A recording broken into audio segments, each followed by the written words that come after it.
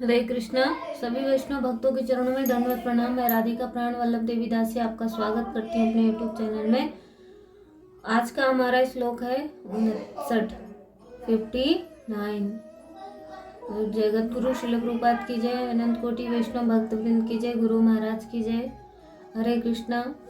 प्रभु जी मुझे आज्ञा दीजिए, मैं आपकी वाणी को बोलने का प्रयास करूंगी। हरे कृष्णा। तो मेरे से बहुत सारी त्रुटियां होंगी तो उन्हें क्षमा करने का प्रयास कीजिएगा भक्तों। हरे कृष्णा। गीता का सार श्रीमद् भगवत गीता अध्याय 2 श्लोक नंबर 59। 2 चैप्टर श्लोक का नंबर 59। अध्याय 2 श्लोक संख्या 59। विषयानि विनिवर्तते निराहारस्य देहिना रसवर्जं रसा अपि अस्य परं दृष्टा निर्वर्तन्ते। विषया विनिवर्तते निराहारस्य देहिना रसवर्जं रसा अपि अस्य परं दृष्टा निर्वर्तते। विषया विनिवर्तते विषयान् विनिवर्तन्ते निराहारस्य देहिना रसवर्जं रसा अपि अस्य परं दृष्टा निर्वर्तते।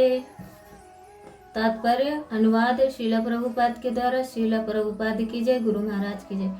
देहधारी जीव इंद्रिय भोग से भले ही निर्वत हो जाए पर उसमें इंद्रिय भोग की इच्छा बनी रहती है, लेकिन उत्तम रस के अनुभव होने से ऐसे कार्य को बंद करने में वो भक्ति में स्थिर हो जाता है। तात्पर्य श्रील प्रभुपाद के द्वारा। श्रील प्रभुपाद की जय। गुरु महाराज की जय। जब तक कोई आध्यात्म को प्राप्त ना हो तब तक इंद्रिय भोग से विरत होना असंभव है। विधि विधानों द्वारा इंद्रिय भोग की संयमित करने की विधि वैसी ही है जैसे किसी रोगी के किसी भोज्य पदार्थ खाने पर प्रतिबंध लगाना, किंतु इससे रोगी की ना तो कोई भोजन के प्रति रुचि समाप्त होती है और ना वह किसी प्रतिबंध लगाया जाना चाहिए चाहता। इसी प्रकार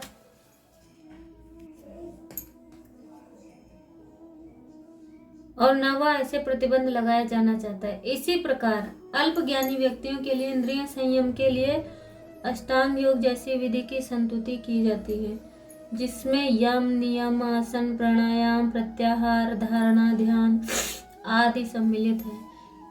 किंतु जिसने कृष्ण भावनामृत में के पथ पर प्रगति के क्रम में परमेश्वर कृष्ण के सौंदर्य का रसास्वादन कर लिया, उसे जड़ भौतिक वस्तु में कोई रुचि नहीं रह जाती। अतः आध्यात्मिक जीवन में ये सारे प्रतिबंध अल्पज्ञानी नवदीक्षितों के लिए हैं। ऐसे प्रतिबंध तभी तक ठीक है जब तक कृष्ण भावनामृत में रुचि जागृत नहीं हो जाती, और जब वास्तव में रुचि जग जाती है तो मनुष्य में स्वतः ही ऐसी वस्तु के प्रति अरुचि उत्पन्न हो जाती है। कितना सुंदर यहाँ पे प्रभुपाद जी लिखते हैं कि जब तक कोई कृष्ण भावनामृत में रुचि जागृत नहीं करेगा तब जब वास्तव में रुचि जागृत हो जाएगी तो ऐसी वस्तुओं के प्रति अरुचि हो जाएगी। बहुत सुंदर प्रभुपाद जी ने बताया है। विषया निर्वर्तन्ते निराहारस्य देहिना रसवर्जम। मनुष्य निराहार दो तरह से होता है, अपनी इच्छा से भोजन त्याग कर देना अथवा बीमारी आने से भोजन का त्याग हो जाना। तो जब हम अपनी इच्छा से त्याग करेंगे तो उसमें हमें बिल्कुल भी कष्ट नहीं होगा। और दूसरा है कि हमें वो चीज़ त्यागनी है तो किसी के कहने से त्यागें या अपनी इच्छा से त्यागें। तो अब किसी के कहने का अर्थ ये है कि जब वो उसको बीमारी आएगी तब वो त्यागे। और नंबर 2 है संपूर्ण विषयों का त्याग करके एकांत में बैठना, अर्थात इंद्रियों को विषयों से हटा लेना। एकांत बैठने का अर्थ ये नहीं है कि आप अपना घर गृहस्थी छोड़ के बैठ जाओ, बैठना नहीं है। अर्थात ये है कि अपनी इंद्रियों से मन को हटाना, इंद्रियों को विषयों से हटाना। विषय क्या है? भोग वृत्ति। यहाँ इंद्रियों को विषय हटाने के वाले साधन के लिए निराहारस पद है। रोगी के मन में यह रहता है कि क्या करूं, शरीर में पदार्थों का सेवन करने की सामर्थ्य नहीं है, इससे मेरी परावस्था है। परंतु जब मैं ठीक हो जाऊंगा, शरीर में शक्ति आ जाएगी, तब मैं पदार्थों का सेवन करूंगा। तो ये चीज़ हर किसी के साथ में होती है। जब एक बीमार व्यक्ति होता है तब उसको वो चीज़, वस्तु या कुछ भी भोजन करने से मना किया जाता है कि आप इसको नहीं खाएंगे। जैसे डॉक्टर बताता है कि ये चीज़ नहीं लेनी है, परहेज बताता है, तो रोगी क्या सोचता है कि अभी ठीक है, जब ठीक हो जाएंगे तब खाएंगे। तो इसमें यहाँ पर यही बताया जा रहा है कि जो शरीर में तो उसके वो परावस्था है नहीं, तो मैं जब ठीक हो जाऊंगा, शरीर में शक्ति आ जाएगी, तब मैं पदार्थों का सेवन करूंगा। इसी तरह उसके भीतर रस बुद्धि रहती है। तो जो इस तरीके की पालने की लालसा रहती है तो उसको रस बुद्धि कहते हैं, रस बुद्धि कहते हैं। और यह रस बुद्धि हर किसी में होती है, खासकर तब जब वो रुग्णावस्था में होता है।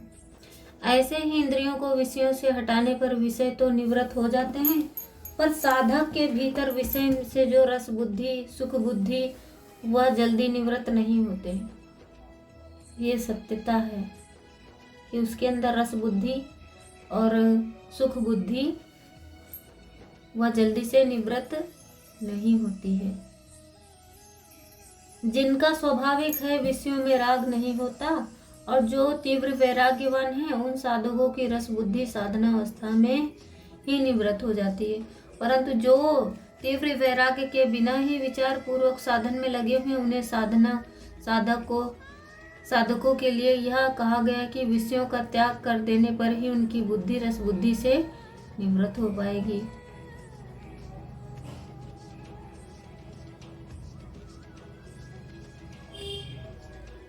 रसोपस्यप्य पद से यह तात्पर्य निकलता है कि रस बुद्धि साधक की अहंता में अर्थात मैंपन में रहती है, निवृत्त हो जाती है। रसोसप्य परम दृष्टा निर्वर्तते, इस स्थित प्रज्ञ की रस बुद्धि परमात्मा का अनुभव हो जाने पर निवृत्त हो जाती है। रस बुद्धि निवृत्त होने से वह स्थित प्रज्ञ हो जाता है, यह नियम नहीं है, परंतु स्थित प्रज्ञ होने से रस बुद्धि नहीं रहती, यह नियम है। रसोसप्य पद में यह तात्पर्य निकलता है कि रस बुद्धि साधक की अहंता में अर्थात मैंपन में रहती है। यह मेरा है, यह मेरा है, ये मेरा है, ये पराया है, ये रहती मैंपन में। यही रस बुद्धि स्थूल रूप से राग का रूप धारण कर लेती है। अतः साधक को चाहिए वह अपनी अहंता से ही रस को निकाल दे, ताकि मैं निष्काम हूँ, राग करना, कामना करना मेरा नहीं है। इस प्रकार निष्काम भाव आ जाने से अथवा निष्काम होने का उद्देश्य होने से रस बुद्धि नहीं रहती, और परमात्मा तत्व अनुभव होने से रस की सर्वथा निवृत्ति हो जाती है। परशिष्ट भाव भोगों की सत्ता और महत्ता मानने से अंतःकरण में भोगों के प्रति एक सूक्ष्म खिंचाव, प्रियता, मिठास पैदा होती, उसका नाम रस है। किसी लोभी व्यक्ति को रुपए मिल जाए और कामी व्यक्ति को स्त्री मिल जाए तो वह भीतर ही भीतर एक खुशी आती है, यही रस है। भोग भोगने के बाद मनुष्य कहता है बड़ा मजा आया, भोग भोगने के बाद में कहता है बड़ा मजा आया, यह उसकी रस की स्मृति है। यह रस अहम चित्त ग्रंथि में रहता है। इस तरह का स्थूल रूप राग सुखासक्ति है। जब तक संयोग जन सुख में रस बुद्धि रहती है, तब तक प्रकृति तथा उसके कार्य क्रिया पदार्थ की पराधीनता रहती ही है। रस बुद्धि निवृत्त होने पर पराधीनता सर्वथा मिट जाती है। भोगों की सुख की परावस्था नहीं रहती, भीतर से भोगों की गुलामी नहीं रहती। बहुत सुंदर यहाँ पे है और बहुत अच्छा बताया गया है। जब तक अंतःकरण में किंचित मात्र भी भोग की सत्ता और महत्ता रहती है, भोगों में रस बुद्धि रहती है, तब तक परमात्मा का अलौकिक रस प्रकट नहीं होता। परमात्मा के अलौकिक रस की तो बात ही क्या, परमात्मा की प्राप्ति करनी है यह निश्चय नहीं होता। गीत बाहर से इंद्रियों को विषयों से संबंध विच्छेद करने पर अर्थात भोगों का त्याग करने पर भीतर से रस बुद्धि बनी रहती है। तत्व बोध होने पर यह रस बुद्धि सूख जाती है। जब तत्व बोध हो जाएगा तो यह रस बुद्धि स्वतः ही सूख जाएगी। और बाहर से हम त्याग कर दें, लेकिन अंदर से तो रस बुद्धि रहती ही है कि आकाश मुझे मिल जाता, मैं बहुत आनंद करता।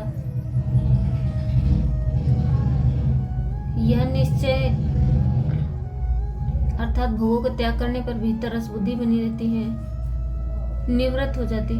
परम दृष्टा निर्वर्तते, तात्पर्य है जब संसार से अपनी भिन्नता तथा परमात्मा से अपनी अभिन्नता का अनुभव हो जाता है तथा नाशवान संयोग जन्य रस की निवृत्ति हो जाती है। नाशवान रस की निवृत्ति होने पर अविनाशी अखंड रस की जागृति हो जाती है। तत्वबोध होने पर तो रस सर्वथा निवृत्त हो ही जाता है, पर तत्वबोध होने से पहले भी उसका उपेक्षा से, विचार से, सत्संग से, संत कृपा से रस निवृत्त हो सकता है।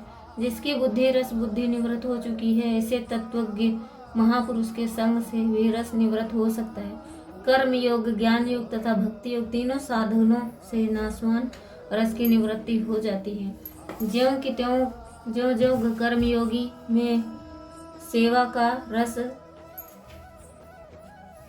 ज्ञान योग तत्व के अनुभव का रस और भक्ति योग में प्रेम का रस मिलने लगता है, त्यों नाशवान रस, सेवा का रस, ज्ञान योग में तत्व के अनुभव रस और भक्ति योग में प्रेम का रस मिलने लगता है, त्यों नाशवान रस स्वतः छूटता चला जाता है। जैसे बचपन में खिलौना से रस मिलता था, पर बड़े होने से जब रुपयों में रस मिलने लगता तब खिलौने का रस स्वतः छूट जाता है, ऐसे ही साधन का रस मिलने पर भोगों का रस स्वतः छूट जाता है। परंतु रस बुद्धि निवृत्त होने के बाद जब भोगों की प्राप्ति होती है तब तत्वज्ञ महापुरुष के चित्त में किंचित मात्र भी कोई विकार नहीं पैदा होता। उसके भीतर ऐसी कोई वृत्ति पैदा नहीं होती जिसने भोग उसको अपनी ओर खींच सके। जैसे पशु के आगे रुपयों की थैली रख दें तो उसमें लोभ वृत्ति पैदा नहीं होती, और सुंदर स्त्री को देखकर उसमें काम वृत्ति पैदा नहीं होती। पशु तो रुपयों को और स्त्री को जानता नहीं, पर तत्वज्ञ महापुरुष रुपयों को भी जानता है और स्त्री को भी जानता है, फिर भी उसमें लोभ वृत्ति और काम वृत्ति पैदा नहीं होती। जैसे हम उंगली से शरीर के किसी अंग को खुजलाते हैं तो खुजली मिटने पर उंगली में कोई फर्क नहीं पड़ता, कोई विकृति नहीं आती। ऐसे ही इंद्रिय विषयों का सेवन होने पर तत्वज्ञ चित्त में कोई विकार नहीं आता, वह ज्यों का त्यों निर्विकार रहता है। कारण है कि रस बुद्धि निवृत्त हो जाने से वह अपने सुख के लिए किसी विषय में प्रवृत्त होता ही नहीं। उसकी प्रत्येक प्रवृत्ति दूसरों के हित और सुख के लिए ही होती है। अपने सुख के लिए किया गया विषयों का चिंतन भी पतन करने वाला हो जाता है, और अपने सुख के लिए न किया गया विषयों का सेवन बंधन कारक नहीं होता। नाशवान रस तत्वकालिक होता है, अधिक देर नहीं ठहरता। स्त्री, रुपए आदि की प्राप्ति के समय तो रस आता है, वह बाद में नहीं रहता। भोजन के मिलने पर तो रस आता है, पर वह प्रत्येक ग्रास में कम होते होते अंत में सर्वथा मिट जाता है और भोजन से अरुचि पैदा हो जाती है। परंतु अविनाशी रस कभी कम नहीं होता, प्रत्युत ज्यों का त्यों अखंड रहता है। नाशवान रस का भोग करने से परिणाम में जड़ता, अभाव, शोक, रोग, भय, उद्वेग और आदि अनेक विकार पैदा होते हैं। इन विकारों से भोगी मनुष्य बच नहीं सकता, क्योंकि वह भोगों का अवश्यंभावी परिणाम है। इसलिए भगवान ने दुखों का दर्शन करने की बात कही है। दुख दोषानुदर्शनम, काम आदि दोषों से मुक्त होने पर ही मनुष्य अपने कल्याण का आचरण करता है। रस की निवृत्ति ना हो तो क्या आपत्ति, इसके आगे के श्लोकों में बताएंगे श्री भगवान। जगत गुरु श्रील प्रभुपाद की जय, अनंत कोटि वैष्णव भक्त वृंद की जय। बहुत सुंदर सीख मिली है इस श्लोक से। अगर किसी ने अब नहीं सीखा तो फिर क्या ही सीखेंगे। तो धन्यवाद आपका सुनने के लिए। मैं राधिका प्राण वल्लभ देवी दासी सभी का धन्यवाद करती हूँ। श्रील गुरु महाराज की जय, नंद कोटि वैष्णव भक्त वृंद की जय, राधा मदन गोपाल की जय। हरि बोल। हरे कृष्णा कृष्ण कृष्ण हरे हरे, हरे राम राम राम हरे हरे।